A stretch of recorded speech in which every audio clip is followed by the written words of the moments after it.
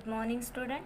आज हम देखते हैं हिंदी लोक भारती कक्षा 9वीं का 5वां पाठ जूलिया। जूलिया इस पाठ के लेखक है अंतोन चेखव। अंतोन चेखव यह एक रूस के लेखक है। यह एक रूसी कलाकार, कथाकार और नाटककार थे। प्रस्तुत जूलिया यह जो पाठ है वो है एकांकी है। एकांकी यानी एक छोटा आकार का नाटक, जिसका आकार छोटा होने के कारण इसमें एक ही कथा होती है और इस कथा में संवाद तथा कथा शुरू से लेकर अंत तक बहुत ही रोचक और आकर्षक होती है। तो ये प्रस्तुत पाठ जो है वो एकांकी है और इस एकांकी में रचनाकार ने अपने दब्बूपन को त्याग कर अधिकार और न्याय के लिए सजग रहने के लिए, प्रेरित रहने के लिए, सजग रहकर अधिकार छीनने के लिए घर की जो नौकरानी है उसको प्रेरित किया है। तो अंतोन चेखव जो है रूसी कलाकार, नाटककार, इनका जन्म दक्षिण रूस के तगान रोग नामक स्थान में हुआ है। इन्होंने रूसी भाषा में बहुत सारे नाटक लिखे हैं, लेकिन इनके 4 नाटक जो है मुख्य रूप से कालजयी हुए हैं। इनकी रचनाएं जो है सारे विश्व में सराही जाती है। इनकी कहानियों में सामाजिक कुरीतियों का व्यंग्यात्मक चित्रण किया गया है। ये कुशल साहित्यिक होने के साथ साथ एक सफल चिकित्सक भी रहे हैं, यानी एक डॉक्टर भी रहे हैं। तो इनके प्रमुख नाटकों में 3 बहनें, द चेरी ऑर्चर्ड, इवानोन आदि प्रसिद्ध है। इनका जन्म 19 जनवरी 1860 तगान रोग रूस में हुआ है और मृत्यु 15 जुलाई 1904 में हुई है। यह एक महान कलाकार होने के साथ साथ कथाकार है, इसका हमने उल्लेख किया है। तो प्रस्तुत एकांकी में पात्र जो है वो है गवर्नेस यानी सेविका और गृहस्वामी। ठीक है, गृहस्वामी यानी घर का मालक। तो आइए हम इस एकांकिका को पढ़ते हैं। बच्चों की गवर्नेस जूलिया वासिलदेवना आती है। जूलिया दबे स्वर में, आपने मुझे बुलाया था मालिक? गृहस्वामी, हाँ, बैठ जाओ जूलिया, खड़ी मत रहो। जूलिया बैठती हुई, शुक्रिया। गृहस्वामी, जूलिया, मैं तुम्हारी तनख्वाह का हिसाब करना चाहता हूँ। मेरे ख्याल से तुम्हें पैसों की ज़रूरत होगी और जितना मैं तुम्हें जान सकता हूँ, मुझे पता लगता है कि तुम अपने आप पैसे भी नहीं मांगोगी, इसलिए मैं खुद तुम्हें ही पैसे देना चाहता हूँ। हाँ, तो तुम्हारी तनख्वाह 30 रुपये महीना तय हुई थी। जूलिया विनीत स्वर में, जी नहीं मालिक, 40 रुपये। तो हम पाठ पढ़ते हैं। पाठ में गवर्नेस से बच्चों की यानी बच्चों की देखभाल करने वाली जूलिया वो आती है कमरे में और अपने मालिक से पूछती है कि मालिक आपने मुझे बुलाया है।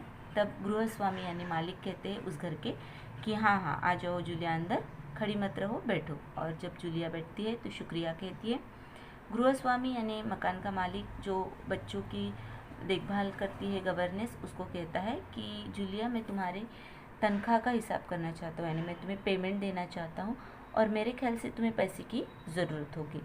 मेरा ऐसा विचार है कि तुम खुद पैसे नहीं मांगती हो, इसलिए मैंने तुम्हें पैसे देना ज़रूरी समझा है। तो मैं तुम्हारा हिसाब करना चाहता हूँ महीने का। तुम्हारी तनख्वाह है 30 रूबल। जैसे अपने यहाँ पैसे होते हैं, रुपए होते हैं, वैसे रूबल यानी रूस की मुद्रा है, वहाँ का चलन है। तो वो कहते हैं कि तुम्हारी जो महीने की तनख्वाह है वो 30 रूबल है। तो जूलिया विनीत स्वर में कहती है यानी नम्र स्वर में कहती है कि नहीं मालिक, 30 रूबल नहीं है, 40 रूबल है। रूबल यानी रूस की मुद्रा।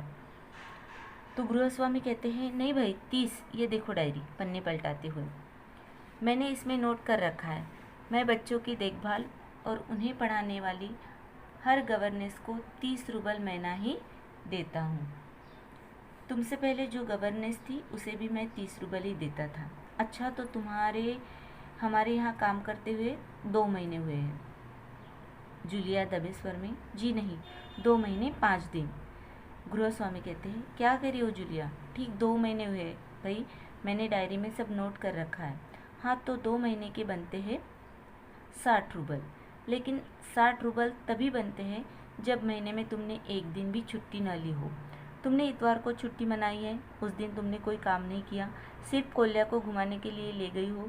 और ये तो तुम भी मानोगी कि बच्चों को घुमाने के लिए ले जाना कोई काम नहीं होता। इसके अलावा तुमने 3 छुट्टियाँ और ली है, ठीक है ना? जूलिया दबे स्वर में, जी आप कह रहे हैं तो ठीक। रुक जाती है। अरे भाई, मैं क्या गलत कह रहा हूँ? हाँ, तो 9 इतवार और 3 छुट्टियाँ यानी 12 दिन तुमने काम नहीं किया। अब यहाँ पर जो गृहस्वामी है वो कहते हैं कि तुम्हारी 30 रुपये महीना तय हुई थी तनख्वाह पगार, लेकिन जूलिया कहती है कि नहीं मालिक, मेरी पगार जो है वो 40 रुपये तय हुई थी। लेकिन गृहस्वामी उसको डायरी दिखाते हैं, पन्ने पलटाते हैं और कहते हैं कि नहीं देखो, 30 ही रुपये तुम्हारी तनख्वाह तय हुई थी और 30 रुपये मैं तुमको तभी दूंगा जब मैं तुम्हारा ठीक से हिसाब करूंगा। तो वो कहती है कि ठीक है। वो कहते हैं गृहस्वामी कि तुम्हें यहाँ काम करते हुए 2 महीने हुए हैं, लेकिन जूलिया कहती है कि नहीं साहब, 2 महीने नहीं, 2 महीने 5 दिन हुए हैं। गृहस्वामी कहते हैं कि ये तुम क्या कर रही हो, ये तुम क्या कह रही हो? तुमको ठीक 2 महीने हुए हैं, मेरी डायरी में नोट किया है। तो 2 महीने के तुमको 60 रुपये बनते हैं, लेकिन ये 60 रुपये तुमको तभी मिलेंगे जब तुमने कोई छुट्टी ना ली हो। लेकिन तुमने इतवार को छुट्टी मनाई है क्योंकि उस दिन तुम वाल्या को घुमाने ले गई थी। अब गवर्नेंस का काम ही है बच्चों को घुमाना, बच्चों को सिखाना, बच्चों का मनोरंजन करना या बच्चों की देखभाल करना। अब वो किसी भी तरह करे, वो घुमाने ले जाए या घर में रहने दे। लेकिन गृहस्वामी कहता है कि तुम बच्चों को केवल घुमाने ले गई थी रविवार के दिन, इसलिए तुमको इस दिन के पैसे नहीं मिलेंगे, ये दिन तुम्हारी छुट्टी समझी जाएगी। और तुमने 3 दिन की छुट्टी ऑलरेडी ली है, तो इसलिए 3 और महीने में जो इतवार आते हैं उसके, तो ऐसे समझकर पूरे तुम्हारे 12 दिन की छुट्टियाँ हो गई है, यानी 9 इतवार और 3 छुट्टियाँ। तो इसका पगार तुम्हारे इस वेतन से कटेगा, यानी तुम्हारे 12 रूबल कट गए। उधर कोल्या 4 दिन बीमार रहा और तुमने सिर्फ वान्या को ही पढ़ाया। पिछले हफ्ते शायद 3 दिन दांतों में दर्द था। मेरी पत्नी ने तुम्हें दोपहर बाद छुट्टी दे दी थी, तो 12 और 7 19 नागे। तो हाँ, तो भाई घटाओ 60 में से 19, कितने रहते हैं? 41 रूबल, ठीक है? जूलिया रोते स्वर में, जी हाँ। गृहस्वामी डायरी के पन्ने पलटते हुए, हाँ याद आया, 1 जनवरी को तुमने चाय की प्लेट और प्याली तोड़ दी थी। प्याली बहुत कीमती थी, मगर मेरे भाग्य में तो हमेशा नुकसान उठाना ही बदा है। मैंने जिसका भला करना चाहा उसने मुझे नुकसान पहुंचाने में कोई कसर नहीं छोड़ी है। खैर, मेरा भाग्य। हाँ, तो मैं प्याली के 2 रूबल ही काटूंगा। अब देखो, उस दिन तुमने ध्यान नहीं दिया और वहाँ किसी टहनी की खरोच लगने से बच्चे की जैकेट फट गई, 10 रूबल उसके गए। इसी तरह तुम्हारी लापरवाही की वजह से घर की सफाई करने वाली नौकरानी मारिया ने वान्या के नए जूते चुरा लिए। रुककर, तुम मेरी बात सुन रही हो ना? अब जूलिया का हिसाब करते समय जो गृहस्वामी है वो उसके छुट्टियां गिनवा रहा है, नागे गिनवा रहा। इसके साथ ही वो कहता है कि पिछले दिनों 4 दिनों वान्या जो है उसी को तुमने पढ़ाया है, क्योंकि कोल्या जो है, उनका बेटा जो है, वो 4 हफ्ते 4 दिन बीमार रहा था। तुमने केवल वान्या को ही पढ़ाया है, क्योंकि मेरी पत्नी ने तुमको दोपहर बाद छुट्टी दे दी थी। तो इस तरह से तुम्हारे 19 नागे हो गए हैं और 60 में से 19 नागे कट कर दिए तो बचते हैं 41, और इसीलिए तुमको 41 रूबल ही मिलेंगे। तो जूलिया जो है, घर की नौकरानी, गवर्नेंस, बच्चों की देखभाल करने वाली, वो बहुत ही रुआसी हो जाती है, क्योंकि मालिक उसके साथ अन्यायपूर्वक व्यवहार करते हैं, वेतन काट लेते हैं उनका, और उसको समझ में नहीं आता है कि वो अपना वेतन किस तरह से मांगे, क्योंकि वेतन काटना यानी उसको पैसे कम मिलना। तो मालिक इतना निर्दयी कैसे हो सकता है, वो उसका हक कैसे छीन सकता है? इसीलिए वो चुपचाप रहती है, डर जाती है और रोने लगती है। तो गृहस्वामी जो है वो डायरी के पन्ने पलटते हैं और कहते हैं कि याद आया, 1 जनवरी को तुमने चाय की प्लेट और प्याली तोड़ी थी, उसका भी नुकसान हुआ। तो उसका भी नुकसान यानी 2 रूबल मैं इस पगार में से काटूंगा। इसके साथ ही बच्चों को जब तुम घुमाने ले गई थी तो किसी टहनी की खरोच से बच्चे का जैकेट फट गया था। अब बच्चे का जैकेट फटना ये कोई जूलिया की गलती नहीं थी, लेकिन वो कहते हैं कि तुम्हारी वजह से, तुम्हारे कारण उस बच्चे का जैकेट फट गया है, इसलिए इसके भी पैसे रूबल तुम्हारे पेमेंट में से, तुम्हारी तनख्वाह में से कटेंगे। इसके साथ ही घर की जो नौकरानी है उसने, मारिया ने वान्या के जूते चुराए, यानी घर की जो नौकरानी है, घर की साफ़ सफाई करने वाली मारिया, उसने वान्या के नए जूते चुराए हैं, इसीलिए तुमने ध्यान नहीं दिया है, तो उसके भी पैसे मैं तुम्हारे इसमें से पगार में से काटूंगा। और फिर वो रुक कर कहते हैं कि तुम मेरी बात सुन रही हो या नहीं। तो जूलिया बड़ी मुश्किल से कहती है जी सुन रही हूँ। गृहस्वामी कहते हैं हाँ ठीक है, अब देखो भाई, तुम्हारा काम बच्चों को पढ़ाना, उसकी देखभाल करना, तुम्हें इसी के तो पैसे मिलते हैं। तुम अपने काम में ढील दोगी तो पैसे कटेंगे या नहीं, मैं ठीक कह रहा हूँ ना। तो जूतों के 5 रूबल और कट गए। और हाँ, 10 जनवरी को मैंने तुम्हें 10 रूबल दिए थे। जूलिया लगभग रोते हुए, जी नहीं, आपने कुछ नहीं दिया। आगे नहीं कह पाती। अरे मैं क्या झूठ बोल रहा हूँ, मैं डायरी में हर चीज़ नोट कर लेता हूँ। तुम्हें यकीन ना हो तो दिखाओ डायरी। डायरी के पन्ने यूं ही पलटाता है। तो मालिक धीरे धीरे उसको उसकी पगार में से जो कटने वाले पैसे हैं उसका हिसाब देते हैं, और फिर कहते हैं कि देखो, बच्चों को पढ़ाना, बच्चों की देखभाल करना तुम्हारा काम है, तुमको मैंने इसीलिए रखा है, लेकिन अगर तुम अपने काम में ढील दोगी तो तुम्हारे पैसे कटेंगे ही। जूलिया बड़ी मुश्किल से उनको कहती है हाँ। तो गृहस्वामी कहते हैं कि मैंने तुमको 10 जनवरी को 10 रूबल दिए थे। जूलिया लगभग रोते हुए कहती है कि नहीं स्वामी, नहीं गृहस्वामी, यानी नहीं मालिक, आपने मुझे कुछ नहीं दिया। तो गृहस्वामी कहते हैं अरे मैं क्या झूठ बोल रहा हूँ, मैं डायरी में हर चीज़ नोट कर लेता हूँ। तुम्हें यकीन ना हो तो दिखाओ डायरी। और डायरी के पन्ने पलटाता है। अब जूलिया जो है वो बहुत उदास रुआसी हो जाती है, रोने लगती है और अपने आंसू पोंछते हुए कहती है कि आप कह रहे हैं तो अगले आपने दिए ही होंगे। गृहस्वामी कड़े स्वर में, दिए होंगे नहीं, दिए हैं, ठीक है, घटाओ 27 41 में से बचे 14, क्यों हिसाब ठीक है ना। जूलिया आंसू पीती हुई कांपती आवाज़ में, मुझे अभी तक एक ही बार कुछ पैसे मिले थे और वो मुझे मालकिन ने दिए थे, सिर्फ 3 रूबल, ज़्यादा नहीं।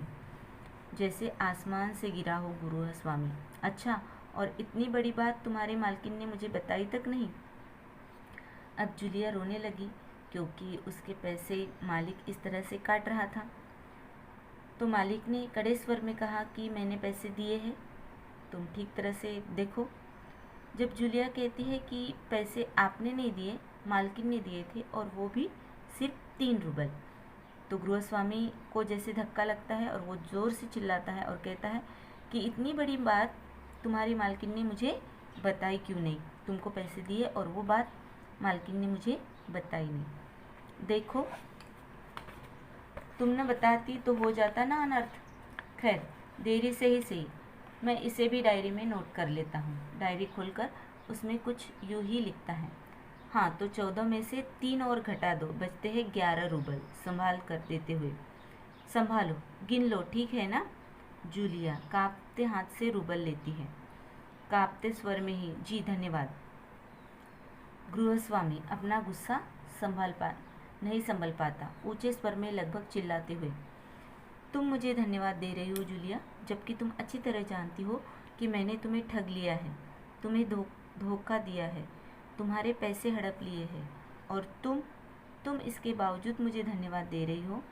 गुस्से में कांपने लगता है, जी हाँ मालिक। गुस्से से तुतलाने लगता है, जी हाँ मालिक, जी हाँ मालिक, क्यों जी हाँ मालिक।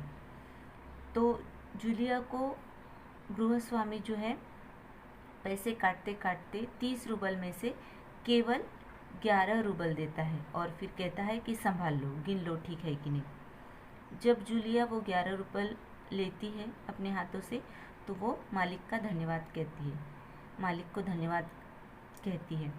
गृहस्वामी को बहुत गुस्सा आता है और वो लगभग चिल्लाने के स्वर में जूलिया को डांटते हैं कि तुम मुझे धन्यवाद दे रही हो, जबकि तुम अच्छी तरह से जानती हो कि मैंने तुम्हें ठग लिया है, तुमको धोखा दिया है, तुम्हारे पैसे हड़पे हैं, इसके बावजूद तुम मुझे धन्यवाद दे रही हो। तो जूलिया कहती है जी मालिक। तब गृहस्वामी कहते हैं कि जी हाँ मालिक, जी हाँ मालिक, क्यों, किस लिए? जूलिया डर जाती है और भयभीत होती है, क्योंकि इसके पहले जहाँ उसने काम किया है वहाँ पर ऐसी घटना नहीं होती है। तो जूलिया जो है डर जाती है और भयभीत स्वर में बोलती है, क्योंकि इससे पहले मैंने जहाँ जहाँ काम किया उन लोगों ने तो मुझे एक पैसा तक नहीं दिया, आप कुछ तो दे रहे हैं। गृहस्वामी क्रोध के कारण कांपते उत्तेजित स्वर में, उन लोगों ने तुम्हें एक पैसा तक नहीं दिया जूलिया, मुझे ये बात जानकर ज़रा भी आश्चर्य नहीं हो रहा है। स्वर धीमा कर, जूलिया मुझे इस बात के लिए माफ़ कर देना कि मैंने तुम्हारे साथ एक छोटा सा क्रूर मजाक किया, पर मैं तुम्हें सबक सिखाना चाहता था। देखो जूलिया, मैं तुम्हारा एक पैसा नहीं मारूंगा जेब से निकाल कर, यह है तुम्हारे 80 रूबल, मैं अभी इन्हें तुम्हें दे दूंगा। लेकिन इससे पहले मैं तुमसे कुछ पूछना चाहूँगा जूलिया, क्या ये ज़रूरी है कि इंसान भला करने के लिए इतना दब्बू, भीरू और बोधा बन जाए कि उसके साथ जो अन्याय हो रहा है उसका विरोध तक न करे, बस खामोश रहे और सारी ज़्यादतियाँ सहता जाए? नहीं जूलिया, नहीं, इस तरह खामोश रहने से काम नहीं चलेगा। अपने को बचाए रखने के लिए तुम्हें इस कठोर, क्रूर, निर्मम और हृदयहीन संसार से लड़ना होगा। अपने दांतों और पंजों के साथ लड़ना होगा, पूरी शक्ति के साथ। मत भूलो जूलिया, इस संसार में दब्बू और रीढ़ रहित लोगों के लिए कोई स्थान नहीं, कोई स्थान नहीं।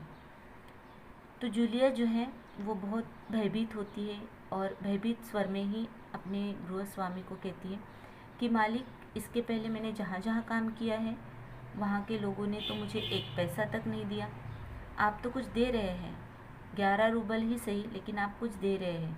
तो गृहस्वामी को बहुत क्रोध आता है, बहुत गुस्सा आता है और वो उत्तेजित स्वर में बोलते हैं कि उन लोगों ने तुमको ठगा है, और उन लोगों ने तुमको ठगा है इस बात का मुझे ज़रा भी आश्चर्य नहीं हो रहा है, क्योंकि जूलिया तुम हो ही इस लायक, क्योंकि तुम बहुत दब्बू, भीरू और बोधा किस्म की लड़की हो, क्योंकि तुम सामने वाले से डरती हो, अपना हक मांगने के लिए डरती हो। इतना खामोश रहना इस दुनिया में ठीक नहीं है। अगर इसी तरह तुम खामोश रहोगी तो अपने बचाव के लिए तुम्हें कुछ नहीं कहना पड़ेगा और लोग इसका फ़ायदा उठाएंगे, क्योंकि ये दुनिया कैसी है, बहुत क्रूर, कठोर और निर्मम है, हृदयहीन है। अगर इस कठोर और क्रूर संसार से लड़ना है तो तुम्हें अपनी पूरी शक्ति का इस्तेमाल करना पड़ेगा, क्योंकि मत भूलो जूलिया कि यह संसार डरपोक और रीढ़ रहित लोगों के लिए बहुत निर्दयी होता है, अत्यंत निर्दयी होता है। यहाँ पर तुम्हारे जैसे लोगों का कोई स्थान नहीं होता। यहाँ पर अपना हक छीनने के लिए व्यक्ति को संघर्ष करना पड़ता है, अपने अधिकार के लिए आवाज़ उठानी पड़ती है, अन्यथा यह समाज, ये लोग उसको जीने नहीं देते। जो डरता है उस पर यह समाज अन्याय ही करता रहता है। इसीलिए समाज में रहना है तो अपने अधिकारों के लिए पूरी शक्ति के साथ तुम्हें लड़ना होगा, क्योंकि डरपोक लोगों के लिए इस समाज में कोई स्थान नहीं है।